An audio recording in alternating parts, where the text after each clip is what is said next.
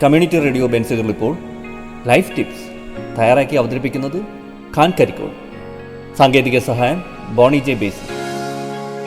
Life ടിപ്സിലേക്ക് ഏവർക്കും സ്വാഗതം. ഞാൻ ഖാൻ കരിക്കോൾ.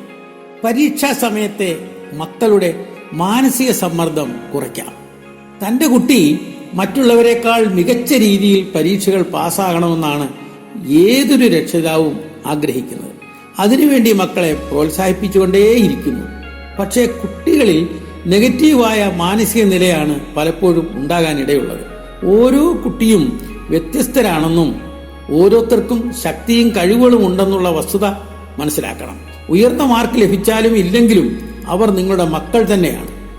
ഉയർന്ന നിലയിലെ വിജയം ആവശ്യം തന്നെയെങ്കിലും ഉന്നത വിജയം ഏവർക്കും പ്രതീക്ഷിക്കാൻ കഴിയില്ല. കഴിവുകൾ വ്യത്യസ്ത തലത്തിലാണ്. ഉന്നത രീതിയിൽ പരീക്ഷകൾ പാസ്സാകാൻ കഴിയാത്തവരിൽ പലരും നന്നായി ജീവിക്കുന്നുണ്ട്.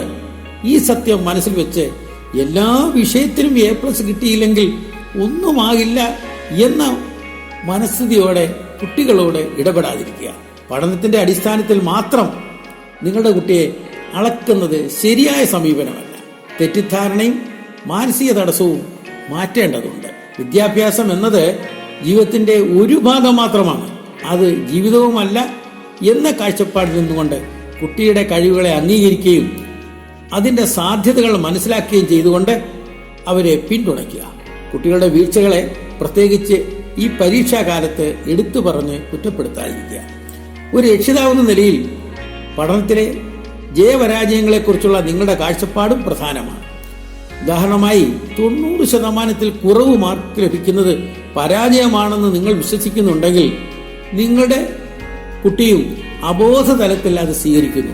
അതിനാൽ കുഴപ്പമില്ലാത്ത വിജയമെന്ന് അംഗീകരിക്കപ്പെട്ട 85% മാർക്ക് വാങ്ങിയാൽ പോലും അവർ നിരാശരായി കാണപ്പെടുകയാണ്.